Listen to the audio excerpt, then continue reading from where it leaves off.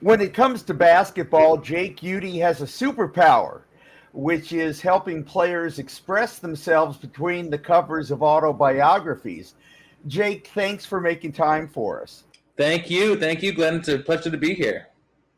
Your collaborations have included Muggsy Bogues, Earl Curitan, Tim Hardaway, Michael Ray Richardson, and two of your most recent are Coop, the making of a Showtime Lakers legend, and Robert Parrish, the Chief, the Celtics animatic icon. And by the way, Jake's written non-sports books about his hometown of Seattle, including one titled The Sound of Seattle, 101 Songs That Shaped the City, written with Eva Walker, who happens to be a musician and a radio DJ, and Jake's wife. That's right. So, Jake, which was more intimidating, writing a book with NBA superstars or with your wife? Definitely the wife, because if it doesn't work out with her, I have to move. And That's right. That's not the case with Michael Cooper or Tim Hardaway or something like that. Yeah. But Jake, for the record, it did work out, right? Yes. Yeah. Thankfully, all the projects thus far have worked out just fine. We're still married. Yeah. Uh-huh. Yeah. Before we dive into Coop, the Chief, and the fascinating Lakers-Celtics dynamic, since you're a Seattle guy, what is your perspective on waiting for Godot? I mean, waiting for the return of the Sonics, which, like Godot, never seems like it'll actually happen. I have been an optimist. So the year I moved here was 2007 in Seattle. I'm from New Jersey. I grew up in Princeton, New Jersey originally, and I moved out to Seattle in 2007. And that was the team's final year, unfortunately, 07, 08. So Kevin Durant's first and only season, and I was able to go to a game. Actually, I for some reason I grew up a Utah Jazz fan, and I was able to see the Sonics play the Jazz right when I moved here. And so it's been torture for me for the past, nearly 20 years as really a giant NBA fan to not have not have a team in my hometown. It's very ironic. And I've been an optimist ever since they left. Even when they were going away, I thought, hey, this can't happen. Someone's going to swoop in. There's a lot of people who thought that. And then as soon as they left, I thought, the NBA is going to want to get him back. There was some payment that Oklahoma City had to do if there was no team after a certain amount of years. So everybody's going to not want to pay that money and ever since. And so I've been, like I said, an optimist ever since. But now I'm finally, the dam is breaking, Glenn. I'm now realizing, or I don't know, convincing myself, or just sort of coming to grips with the idea that the Sonics may never come back. This seemed like the closest opportunity. And then this whole kind of European expansion league thing that the NBA is talking about is now taking precedence. It seems like the league enjoys having Seattle as the sort of hostage city to threaten other cities. The sliver of hope right now, and it's weird to say this, but that if New Orleans, if it doesn't work out there, that they may move to Seattle because that's kind of the weakest NBA franchise right now in terms of attendance or just sort of viability. And that would be great, but I got engaged in New Orleans. I love New Orleans. I don't want to see them lose their team. You mentioned my wife Eva, her family's from New Orleans. And so I don't, not that my one opinion matters in any particular way, but so I'm not feeling great, Glenn. It's a tough time to be a Sonics hopeful, and I really hope that there's light in the tunnel, but for the first time, I don't think I see it. Or to quote a song lyric, the nearer your destination, the more you're slip sliding away. That's right. That's exactly right. It's in the math term is asymptotic. It's an asymptote where you're on this curve that's getting closer and closer and closer to the point or to the line, but it never ever ever achieves it by definition, and that's what it sort of feels like.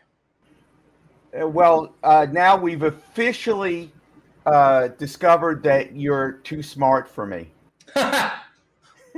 That's my one parlor trick, is talking about asymptotes. Everything else. Yeah. You need to write a song about that. the Asymptote. Yeah, it sounds like That would be a great band name. Yeah, asymptotic. Yeah. Put your hands together. The genre of music, the new grunge. We're an asymptotic band. All right, let's get back to the books. And Jake, for those who don't know, Michael Cooper was a key part of the Showtime Lakers, who Yep. won five NBA titles in the 1980s. Even though he's a Hall of Famer, when people get nostalgic for Showtime, they think about Magic or Kareem or Worthy or Pat Riley. What intrigued you to want to write about Michael Cooper? It's a great question. I grew up in the 90s, and I never loved Michael Jordan. Obviously, he's the greatest. I have him over LeBron and everyone else in the who ever touched the basketball. But I never had the personality to want to call my favorite player the best player. I don't know why. It wasn't intentional. I wasn't sort of carving this side out to I just never liked it. Like I said, I grew up a Utah Jazz fan who famously lost to Michael Jordan twice in the finals. So I'm attracted to underdogs, or maybe that's a little cliche, but attracted to people who need or who could benefit from a little bit of a boost. So I don't want to write LeBron's biography necessarily, although if he wants to call, I'd love to talk about it. But I like to write about the other guys, and Coop is kind of another guy. He's a famous glue guy. He came off the bench. He was a sixth man of the year. I think only once in his career did he average double digits. He had big moments in the playoffs. He had the most threes ever hit in a finals game, I believe, with 6.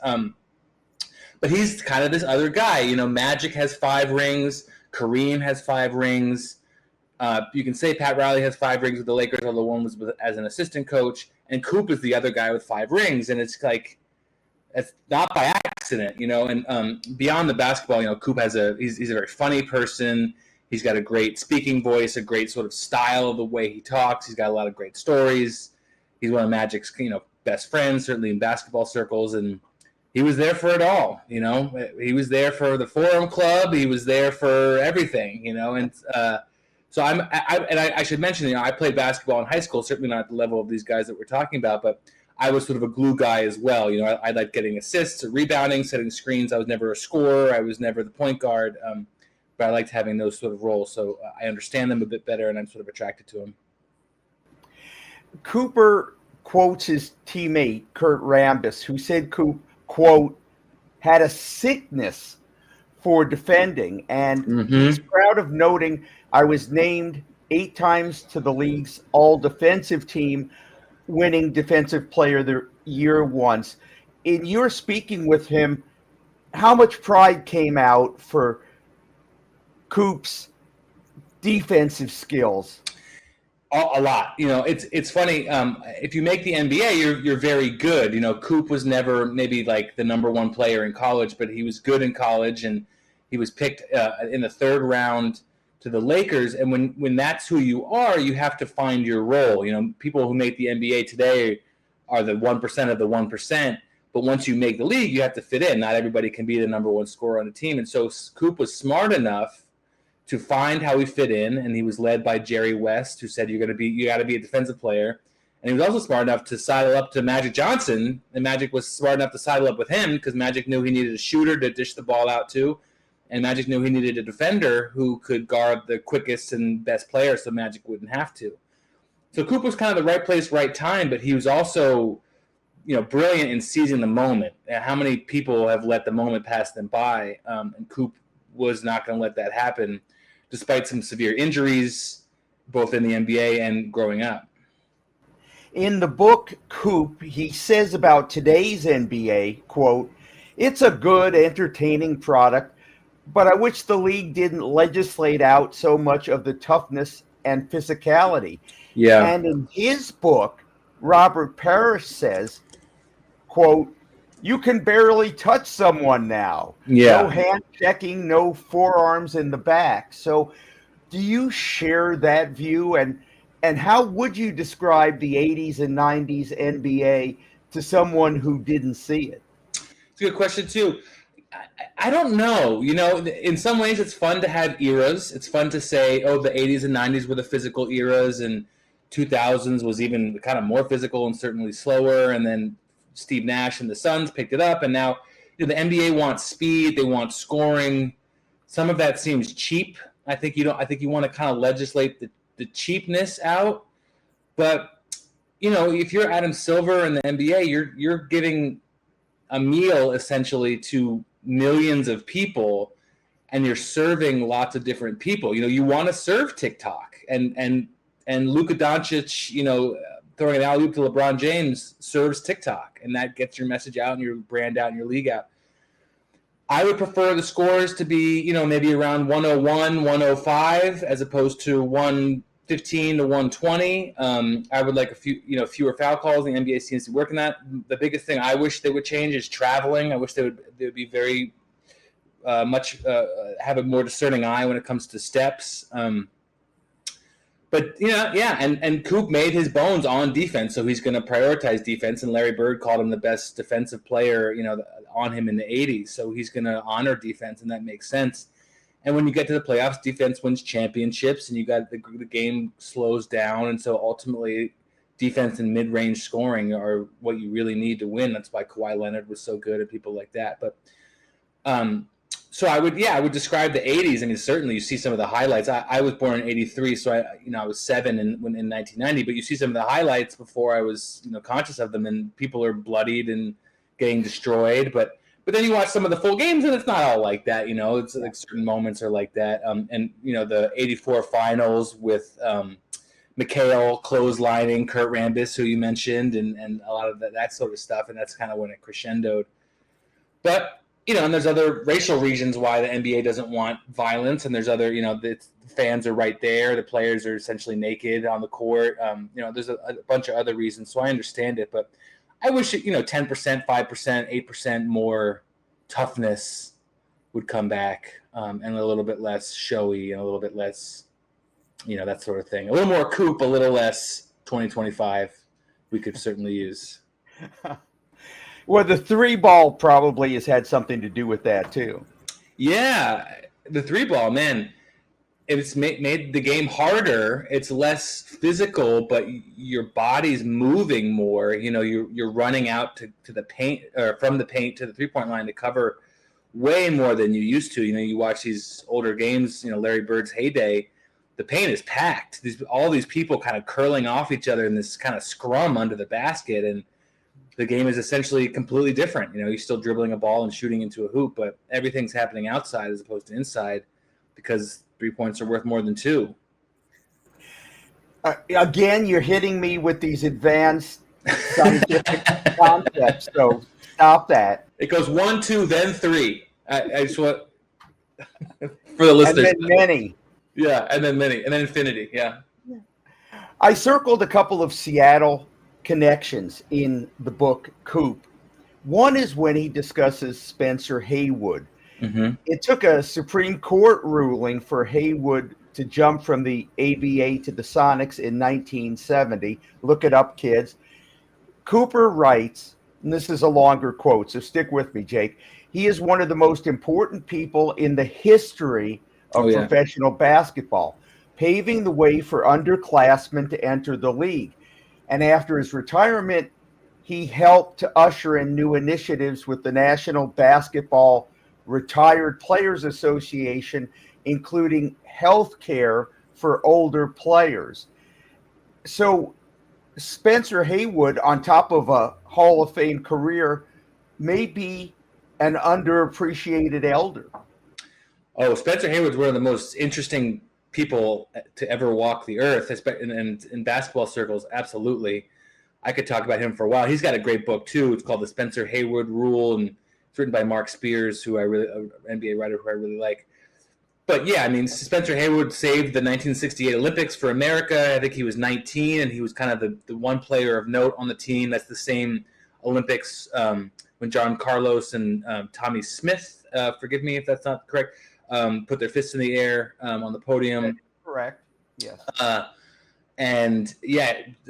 Spencer Haywood was the one guy who was great for the Americans in that he, averaged 20 or 20 points, 20 boards. Detroit guy. Well, he grew up in Mississippi first, basically as a slave, he'll tell you, in Silver Springs or Silver something or other. Well, he says there ain't no silver. And he went to the ABA as an underclassman because the ABA was a rival league to the NBA, and they were doing anything they could to bring stars in. And prior to that, both leagues had you had to basically graduate college to play in the pros, and that was to preserve the NCAA's dominance. But the ABA started bringing in these younger players, Spencer Haywood being a prime example. And then he wanted to jump the NBA because the Sonics owner wanted him, because the Sonics wanted stars. They were a sort of fledgling team that had popped up maybe 2 or 3 years before that. And so they took it to the Supreme Court, and Spencer Haywood was literally pulled in and out of games in his warm-ups. I wrote an article for The Guardian with him or on him, and he talks about being in his Supersonics, shooting warm-ups for the game, standing in the cold in New York City when it's snowing because he got pulled out of the game. Not to mention that he was married to Iman, the fashion model, who later dated or was married to David Bowie, and Spencer Haywood was also famously a drug addict who fell asleep during the 1980 playoffs with the Lakers, their first Showtime championship, which was Coop's second year. And so he has a very sort of storied history. But I did a book with Michael Ray Richardson, which is always hard for me to say, and he was the first player to be suspended for drugs for life from the NBA, later reinstated.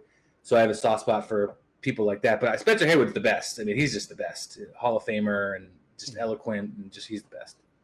Well, I'm showing my age, but the single greatest sports quote in an interview that I ever got was from Spencer Haywood, and it was in 1980. I was working as a sports producer in Washington, D.C. Haywood had played, like you said, 79-80, part of that season with the Lakers, and then he had gone on to the Washington then Bullets. Mm-hmm. And I asked Spencer, how would you compare playing for the Lakers versus playing for the Bullets?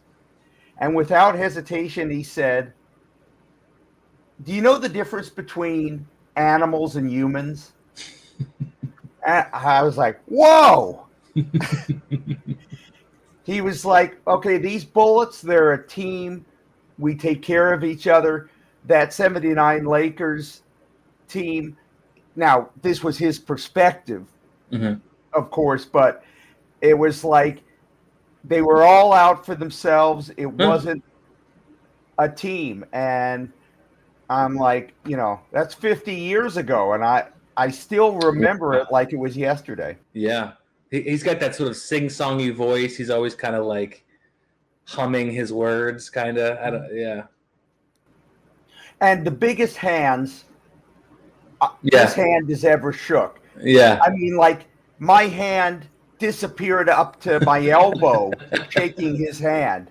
No wonder he could do those things with a basketball. Yeah, he was amazing. Another Sonics note, on the way to that Showtime first title in 1980, the Lakers beat Seattle 4-1 in the Western Finals. And what Coop writes, or maybe what you wrote, is something I found fascinating.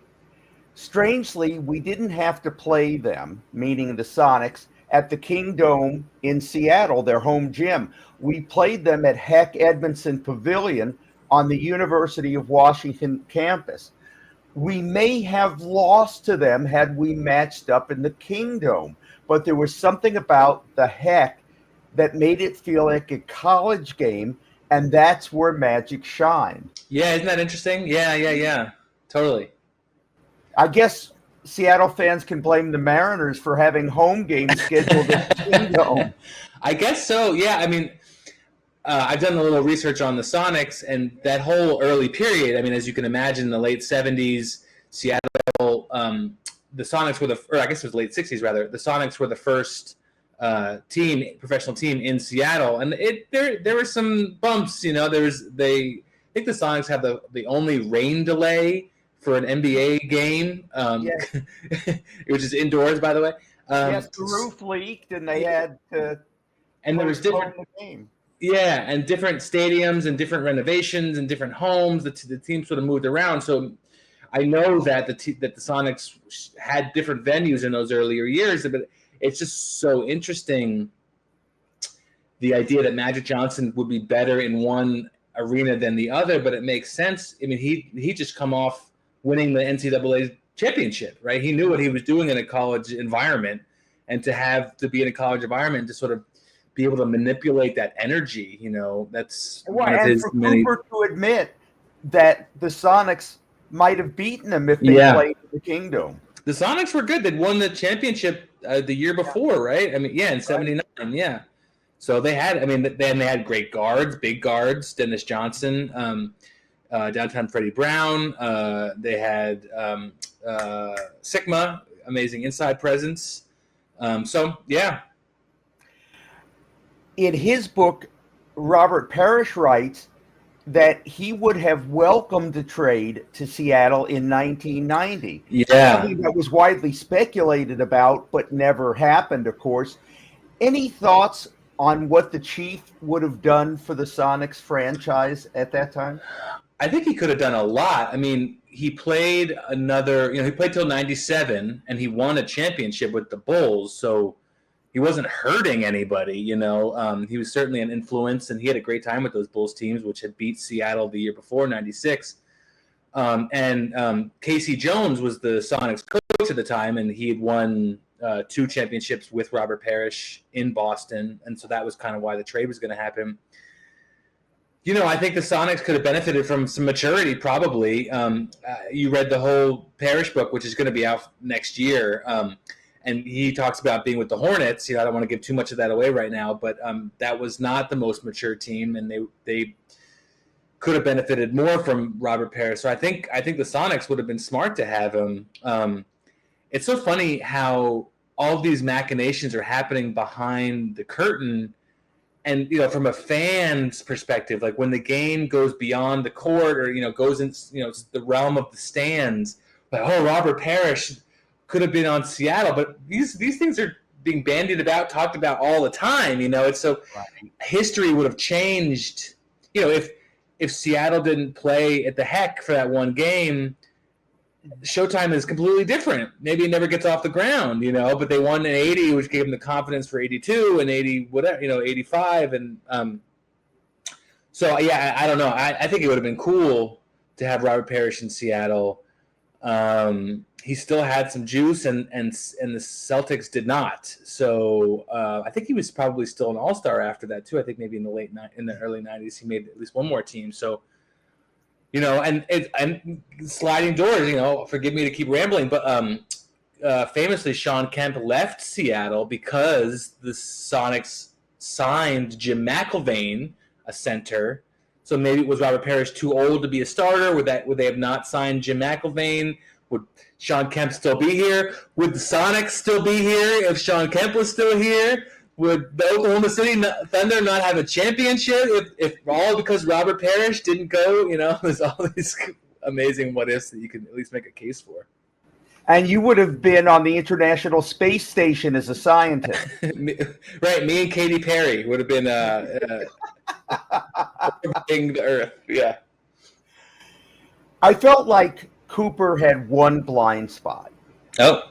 He writes about, quote, escapades that got some of the players in trouble with their girlfriends and wives over the year. Over the years. That's a quote from the book. Yeah, escapades.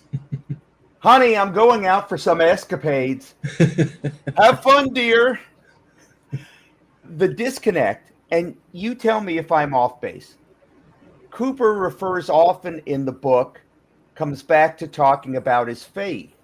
Mm-hmm. And yet he admits he engaged in his own escapades. Mm-hmm.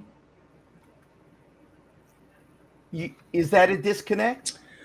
Well, he's certainly not the first person to claim faith and to not walk every step of the walk. I cannot imagine what it would have been like to be on those Lakers teams in Los Angeles in 1980s when cocaine and sex were everywhere. obviously, it led their very famous point guard to have a very major life shift, Magic Johnson, and his HIV diagnosis. And you have a nightclub inside the arena. You have a guy named Magic Johnson Yeah.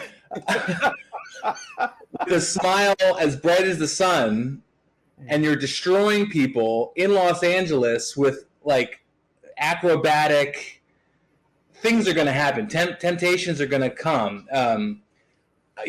Candidly, I wish Coop was a little bit more forthcoming with what happened in the Forum Club. I very much understand. I mean, there's some stories, including a red light story that's in there. And maybe you recall, I don't want to, get everything about the book right now. So there's certainly some detailed raunchy stuff in there, but there's always could be more. And, and he jokes about, he'll write that book later, but many of his teammates are still alive. They have children, they have wives, we were all young once. I don't know if he wanted to put all that on blast. And I also don't know if, every person of faith can walk the walk every single time. I think it's really difficult, especially in that moment. But, I think faith has played more of a role in his life now as a parent, as a husband. He remarried, and he's in a great relationship now, and,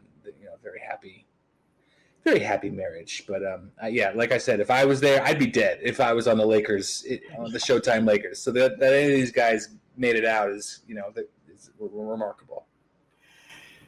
Let's transition to discussing the Chief. And once we've done that, we'll talk about what each player says about the Lakers-Celtics battle for NBA supremacy in the 80s. Mm-hmm. But let's start with Robert Parrish's nickname, how he became the Chief. Mm-hmm. Well, the story is Cedric. Why am I blanking on the last name? Cedric Maxwell. Cedric Maxwell. Thank you. Yes, Cedric Maxwell. He kept hearing Robert Parrish rave about the movie One Flew Over the Cuckoo's Nest. So Cedric Maxwell watched it and was reminded of Robert Parrish when he saw the character, the Chief, in One Flew Over the Cuckoo's Nest, who's this very giant, stoic Native American figure. And there's actually a basketball scene where he makes layups under the basket. And the guy doesn't talk at all throughout the movie until the very end. Spoiler alert. And Parrish didn't talk very much, and so Cedric Maxwell watched the movie, came in the next day and said, "You're the Chief. You remind me of the Chief." My brother, who's 7 years older than me, who grew up a Celtics fan, thought it had something to do with Robert Parrish's marijuana usage, and maybe that's the case, but I can neither confirm nor deny. Well, it also turned out he had some Native American heritage, too. Yes, that's right. This surprised me. His one post-playing regret is that he doesn't have a job in basketball. So I'm thinking, Jake, why the heck not? Yeah, I mean, I know from talking with him a little bit. I mean, I don't know, I wasn't there for every, detail along the way, but I think he was a bit of a standoff, maybe very much of a standoff person, and he didn't maybe know or care or want to service certain relationships. He was there to work. He was there to win. He was there to score, rebound, play defense. Part of him is hoping that after this book comes out and people read that, people might go, yeah, we need to reach out to Robert Parrish. I don't know. I don't want to speculate. He never told me that outright. I'm sure it wouldn't hurt. I think even if he didn't take the job, I'm sure it's always nice to feel wanted. But I think he would be great as a commentator or a podcaster, or they have these sort of legends that come in on NBA TV once every week, day, month, year, to come in and sort of give your perspective. Who wouldn't want to hear about Robert Parrish's thoughts on big man play, or how to box out, or how to defend, or how to play with a star, or all these different things. So I hope he gets that call. I hope the Celtics say, hey, man, we have a new owner. We want to connect with the legends. Come in and work with, I would say Luke Cornett, but he just got signed to the San Antonio Spurs. But work with our big men, and yeah. Parrish himself says, quote, "For a long time, I thought my private life should stay private. Made me think, as a writer, how much of a challenge did that pose for you?" Well, some, I think these guys, I'm sure they don't tell me everything, and nor would I expect it, nor really should they. But really the challenge with that was before we did the book. Robert and I had been talking about this idea for a couple of years, and I get the sense that he was in communication with some other writers along the way. And I think he wanted to keep private or not put himself out there or to let sleeping dogs lie or whatever. But thanks to his longtime partner, Esther Rose, she helped convince him that his story was very worthy, and he's a legend, and one of the 6 most important people of the 1980s or whatever, in terms of the NBA. And he opened up to do it and was ready to do it, and we banged it out. It was not a difficult process. It might have been the easiest of all the books that I've done once he was ready to talk. Yeah. Parrish points out he played with a superstar in Golden State, where he started his NBA career, in Rick Barry, and a superstar in Boston in Larry Bird. And I thought when it came to leadership qualities, he made an interesting contrast between those two.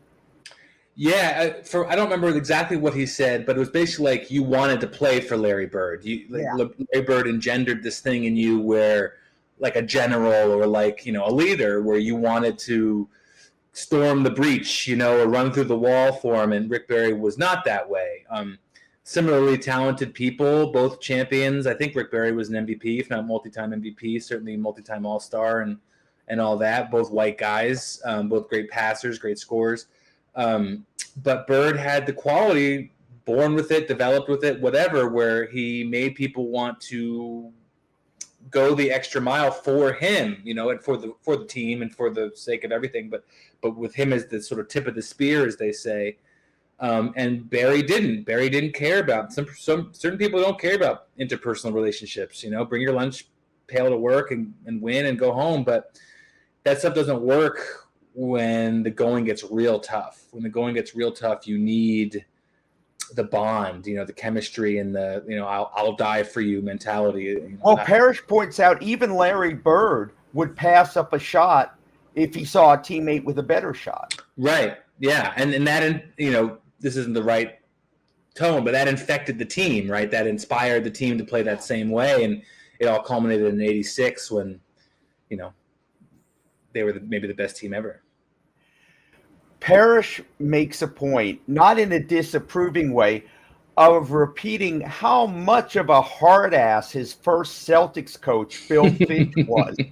And the kicker was a story that he told, what happened after Boston beat Houston for the title in 1981, and Fitch still wasn't happy. In the locker room after the game, they just won, he's criticizing people. Like, even if you're right, man, give it a day, give it a week, because how are these people supposed to want to persevere if there's no good feeling at the end of the road? If you win the championship and you're still getting whipped, it's no. Imagine that in today's NBA. Yeah, not great. Wouldn't fly. No. Now, I lost count of the number of times Robert says, well, one time he uses the phrase mother truckers.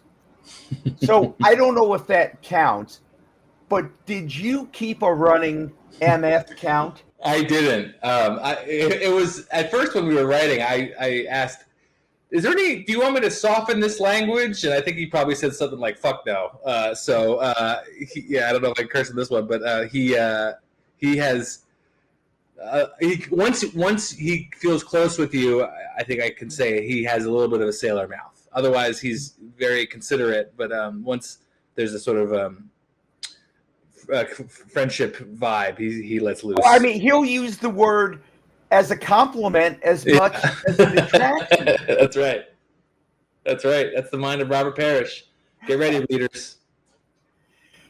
You mentioned this a moment ago.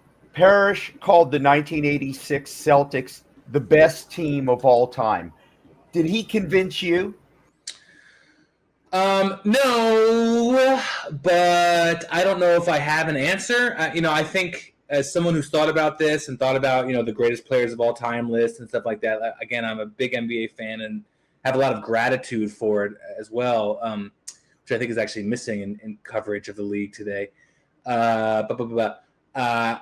I think eras is the thing. I think you can only compare teams via eras. And so obviously the 60s Celtics, who won 11 out of 13, are they better than the 86 Celtics or the 16 Warrior or the, whatever Warriors or it's tough. There was only 12 teams in the league when Bill Russell was in it.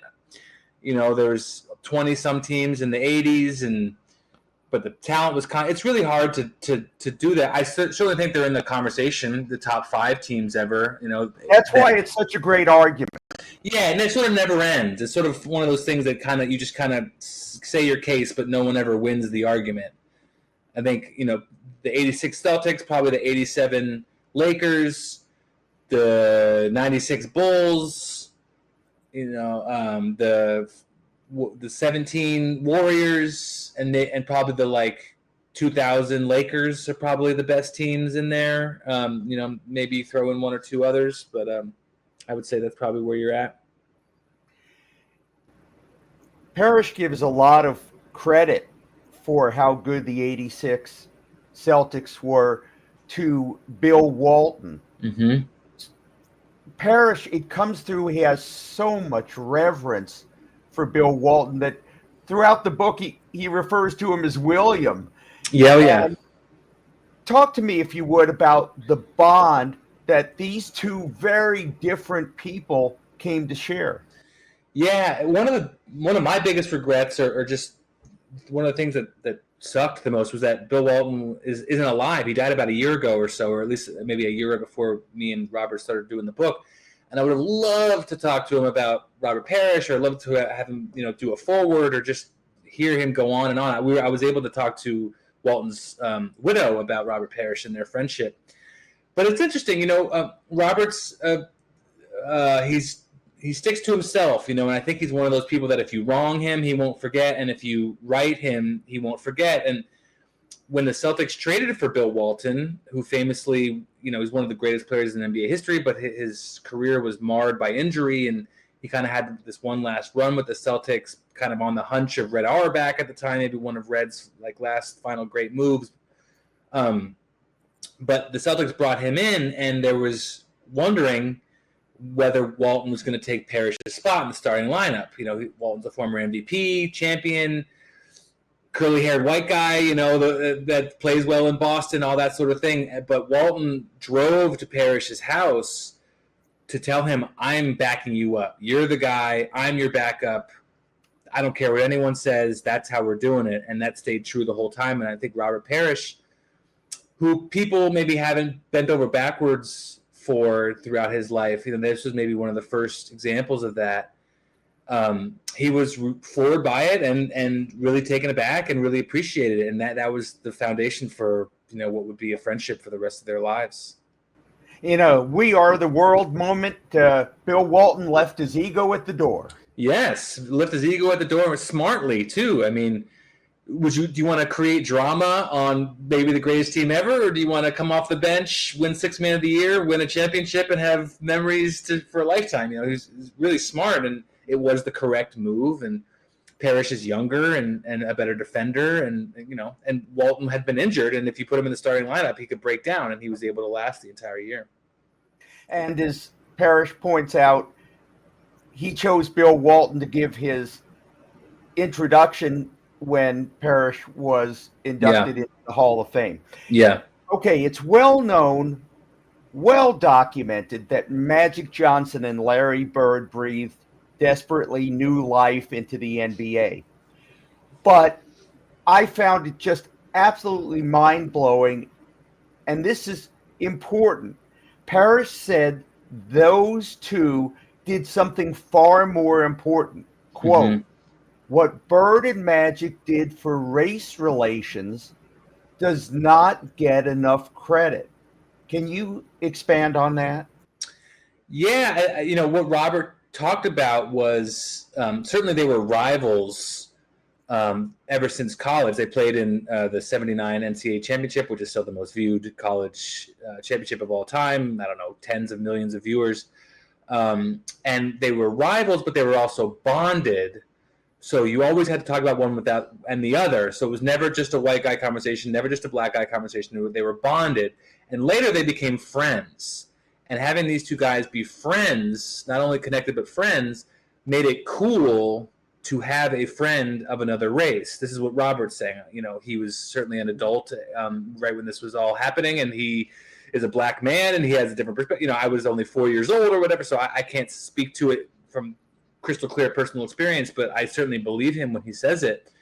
And not only did the race stuff create interest in the NBA, but it also provided a positive outcome because the two were friends forever. And when Magic was diagnosed with HIV and that news came out, Bird was one of the first people to call him. And I don't think Magic, we talked about this in the Coop book a little bit, I think Magic was sort of surprised about that.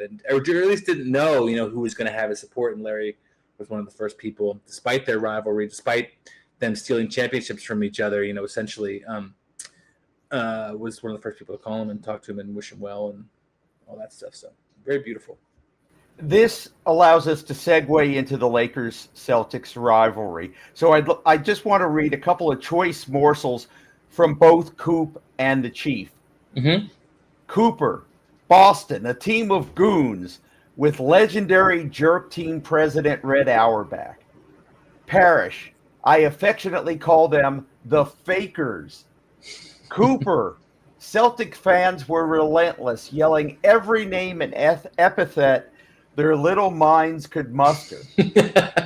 Parrish, we tracked the Lakers all season. We always paid attention to them, just like I know they were always paying attention to us. So doing these two books, what insight did it give you into the rivalry? I think that maybe the number one thing is that real rivals have a love affair with one another. It's like Batman and the Joker, it's like they never kill each other because they need each other because they're maybe in love with each other. So they have such great affection for when, Coop did, in these books, I often have these sort of memory lane chapter cappers. And Coop did one. They may have each done one for each other. I forget exactly. I know that Coop did one for Robert's book. Yeah. And they've done each other's podcasts and things like that too. So the rivalry runs deep, and Coop will F-bomb the Celtics at every opportunity, and Parrish still calls them the Fakers with a smile. But, where would they be without the other? Where would the Celtics be without the Lakers in the 80s and the Lakers be without the Celtics? It wouldn't have been fun. You have to have kind of an even seesaw in order for all the drama to really pay off and work, and you needed each other. As Cooper said, quote, it was madness built day by day over years. So that was part of it. But he adds, quote, today teams and players aren't going at each other like we did. Today everyone knows each other and there's camaraderie among guys. Is it a kinder, gentler NBA these days?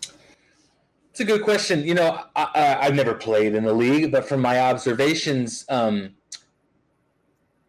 the players have 100 times more money. When Coop was winning championships, he was still making several $100,000 a year, let alone, Devin Booker just signed a 2-year, $150 million contract, and he's never been he went to the finals. Yeah, he certainly never won championships, certainly never won 5 of them.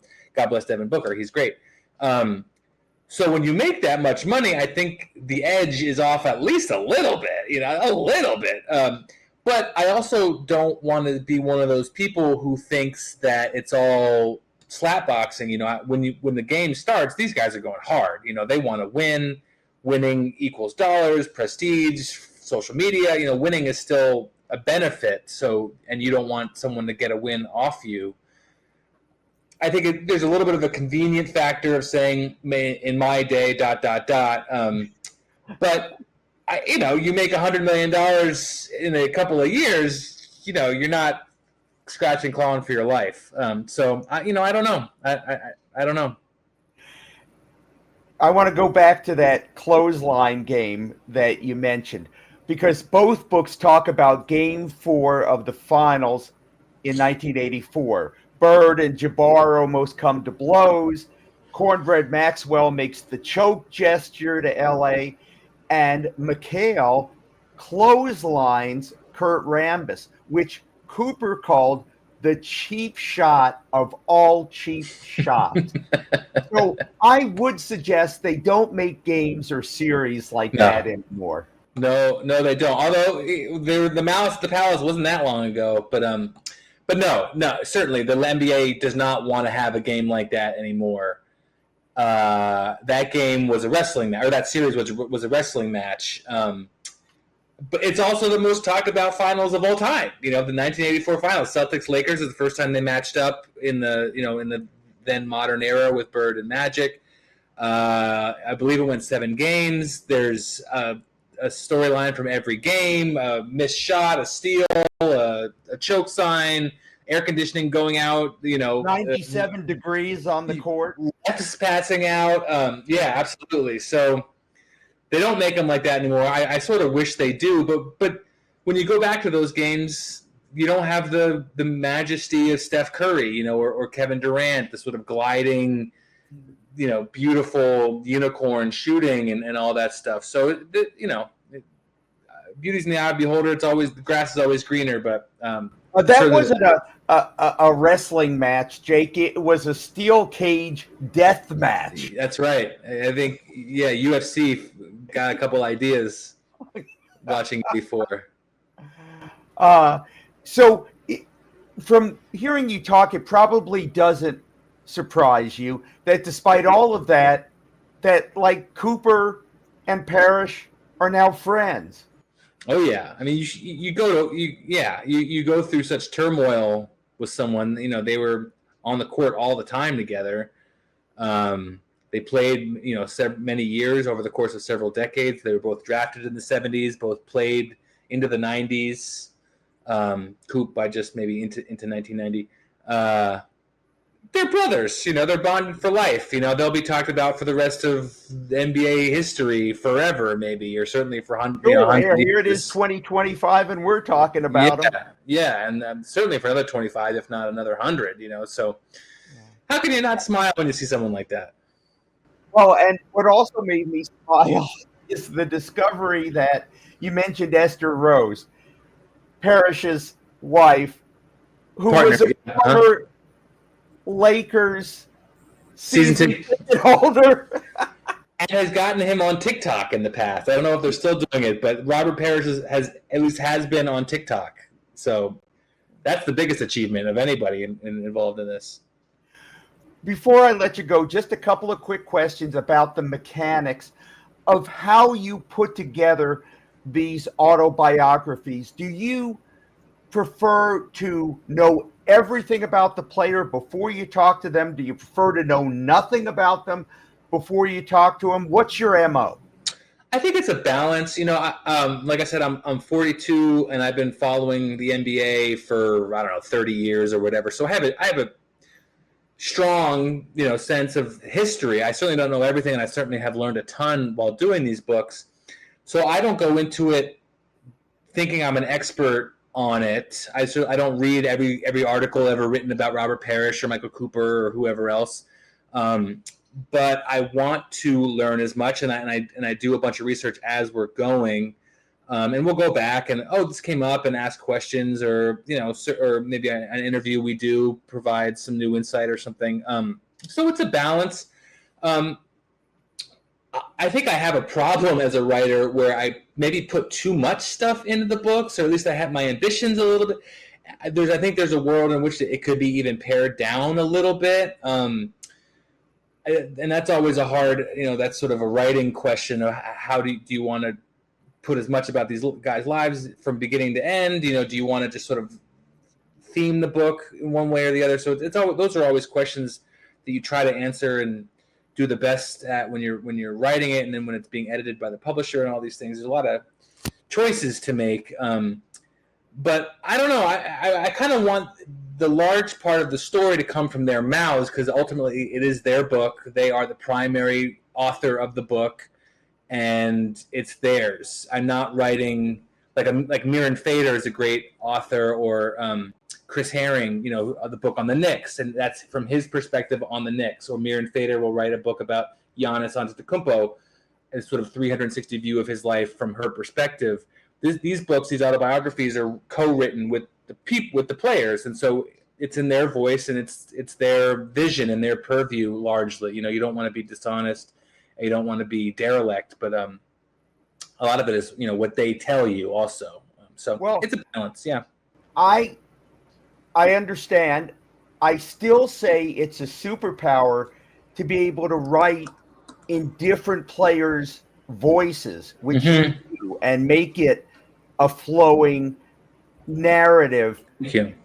So, and Muggsy Bogues' voice is going to be different than Michael Cooper's, is going to be different than Robert Parrish's. So how do you adapt yourself and kind of transmute yourself somewhat into their voice? Yeah, I think it's a little bit of a two-part answer that may be weird. Like, in some ways, you have to get completely out of the way. You're asking these questions. Muggsy Bogues, what was it like growing up in Baltimore? He's going to talk about it with certain language choice, with certain pacing, with certain tone and touch and word choice. And so just get out of the way. Just kind of repeat that when you're writing it. Use the same words he uses. Use the sort of same tone and feeling. So in some ways, you're getting completely out of the way. In another way, you're being super duper alert and observant and empathetic, and trying to absorb their tone, and not just take it from the page or the notes you're taking or the transcript you have, but also kind of feel what it's like to be them as best you can. And I think that's what I have. If I have a natural ability, I think that's where my natural talent is. I can sort of take that on and chameleon it a little bit, or empathize and feel it a little bit. But on the same token, you also get out of the way. They'll tell you their story. If you ask the right questions, they'll tell you the story, and you kind of just refigure it a little bit and put it on the page. So it's like you're their Michael Cooper and Robert Parrish. You're giving up your shots for the betterment of the team, which is you and the player. Yeah, a little bit. Thank you. And that's how as I said at the top of this, that's how I was as a player, and maybe how I am as a person. So it I don't want to get too grandiose, but this work feels a little bit like a calling. I feel like equipped for it, and it feels natural. And as sort of Jerry Seinfeld talks about, the job you take on is the torture you can handle, right? Work is hard no matter what you do, but certain tortures you can handle, and it's because you have a natural aptitude for them at birth, or you develop it over time, or whatever. And for some reason, this type of work makes sense to me more than others, and I feel like I'm doing pretty good at it, and here we are. Is it typically a series of recorded conversations and interviews like we're doing now, or what are the actual mechanics of talking to the player? And do you typically go in chronological order, or do you have a set way of doing it? Is it different for every book? Yeah, some of it is how much time the person has to give to the project. I like to be able to talk to somebody every week if possible. Sometimes that doesn't work. Sometimes things get rescheduled, etc. But I try to do in chronological order too. But if I was going to do a book with somebody, like if I was to do a book with Patrick Ewing, for example, like I don't know if a whole book on his career would make sense because there's so much to it, So maybe we talk about people in his life instead of a chronological career. So maybe there's a chapter on John Thompson. So give me everything on John Thompson. Maybe there's a chapter on Pat Riley or whoever, So there's different ways to go about it. But if it's going to end up chronological, I like to go chronological. And then, maybe we'll go back if something else arises. But trying to talk every week, keeping on top of the questions. I type out their answers, and that's another way I get into their voice, because I feel their words in my fingers as I'm typing out their answers word for word in shorthand, kind of like a stenographer, but still doing the same. And so I have the rhythm in my hands as they're saying it. So, I'll go back and use that stuff. So, there's a lot of ways to go about it, and it's however the writer feels comfortable. But I try to do as much interviewing as possible and then just kind of flip that and turn it into a book. Yeah, it's just that simple.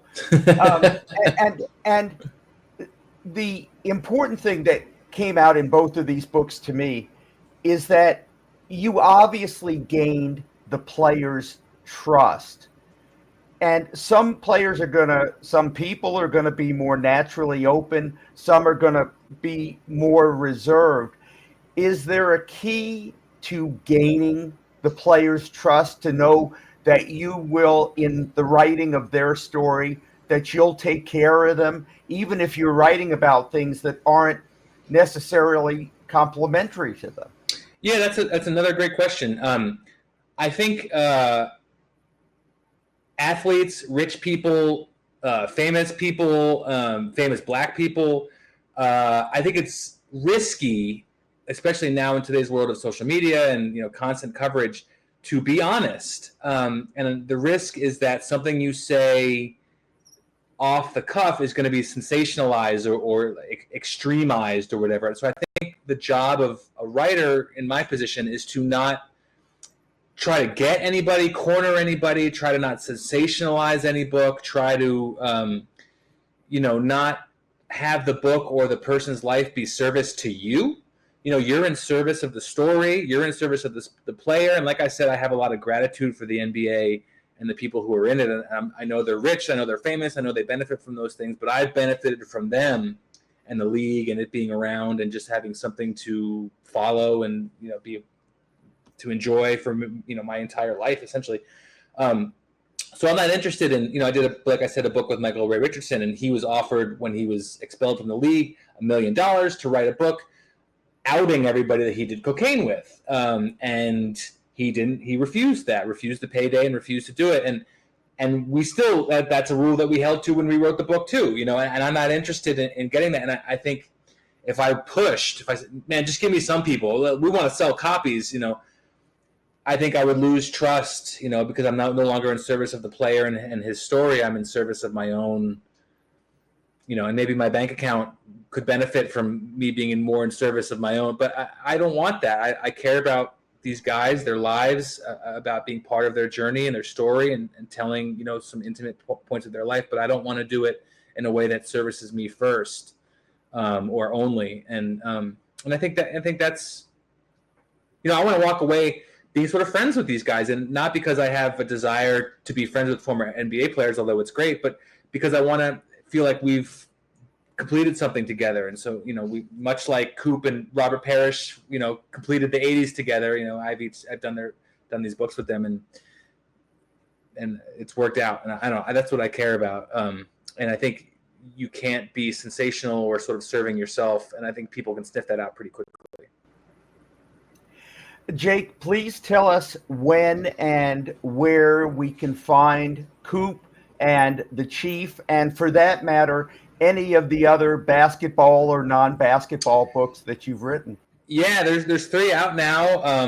Book with Muggsy Bogues, book with Earl Cureton, book with Michael Ray Richardson. Those are all out. And then in this fall, Coop comes out, and also a book I did with Tim Hardaway comes out. And then in the coming spring, The Chief comes out with Robert Parrish, and then another book I am currently still writing with Jason Terry, former Seattle grade and champion with the Dallas Mavericks. That'll also be out in the spring. So a lot of stuff. I appreciate your time. But the where? How do we make Jake Uitti some money here? Well, that's never going to happen, Glenn. I'm just a servant. No, I mean, Amazon's obviously the easiest. Hopefully they're in your local bookstore. I know they'll be here in Seattle at Third Place Books. The book you mentioned at the top with my wife, that I did with my wife, The Sound of Seattle, that's at places like Elliott Bay and Third Place Books. And just get it wherever you can. Google it, and whatever link pops up, buy it, write a review, and make me and Robert Parrish and Mike Cooper billionaires. Besides the books, the NBA ones, do you have other books either actually underway or kind of boy, I'd like to tackle that. My wife and I are working on a kid's book, which if it comes out, will be out in a while, a year and a half or so. And I'm already worked on a kid, so we need. Yeah, that's great. We have a 1.5-year-old. It's actually our 5-year anniversary today. My wife and I were going out to dinner today. There's always more players, that I'd love to talk with. Patrick Ewing, I mentioned him; he'd be great. A lot of these guys have books, but if anyone's out there listening and is interested, they can Google Jake Uitti. My website email will pop up, and let's talk. Yeah, all of those tubes, those intertubes. That's right, the series of tubes. Jake, you have been so generous with your time and telling us about the Celtics and the Lakers and those two great players who deserve more attention than their more famous teammates, and also telling us how you created these wonderful works. We can't thank you enough. It's really been a pleasure, and the last hour has flown by. Thank you, and I feel the same way. It's great to speak with you. It's great to speak with somebody who asks great questions and cares about this stuff, and keep in touch.